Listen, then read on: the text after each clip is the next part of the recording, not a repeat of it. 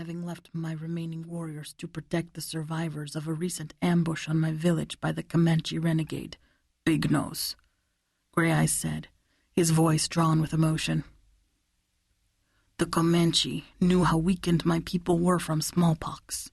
Our band has been reduced from 150 lodges to 80. Big Nose took advantage of this weakness and captured not only many of my strongest warriors, but also a great number of our horses. And you want vengeance, Blue Thunder guessed.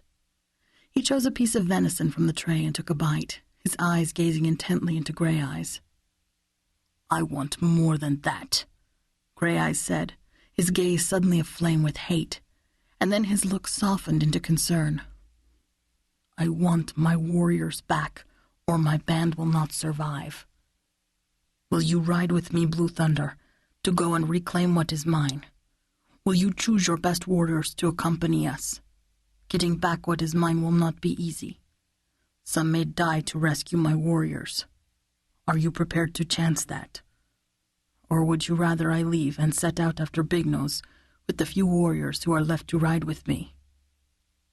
Gray Eyes lowered his gaze. I am asking too much of my friend this time, he said thickly.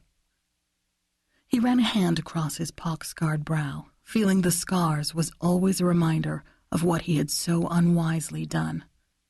He had taken his warriors to that trading post, even though he'd heard the rumors that it was overrun by the white man's disease. But the pelts that he had for trade that year had been too good not to take the chance. He and his men had been eager to get what they could from the richest pelts they'd hunted in many a moon.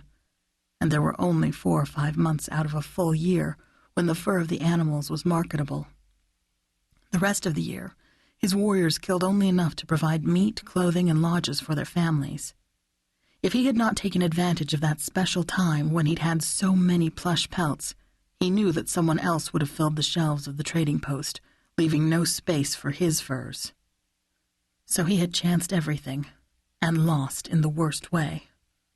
Yes, he had gotten what was due him in trade, but the sacrifice had been the most terrible any village of people could suffer. Many had died, and those who had not were scarred for life. Please do not lower your eyes in shame, Blue Thunder said. He reached over and placed a comforting hand on his friend's shoulder. My friend, you know that I would never let you down, even if you did refuse to listen to my warning about the white man's disease. You have already paid the price of not heeding my warning, and now it is time to forget and to move forward.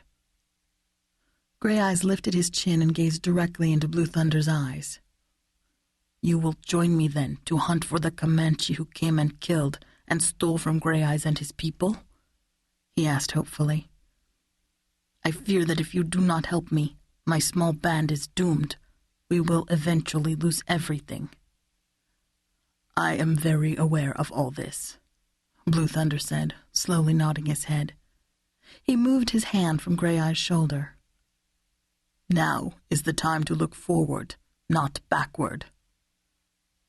I should have listened to you about the smallpox, Gray Eyes said tightly. I never should have gone to that trading post, but the hunt seemed too good to ignore. I had the best pelts I'd seen in many moons.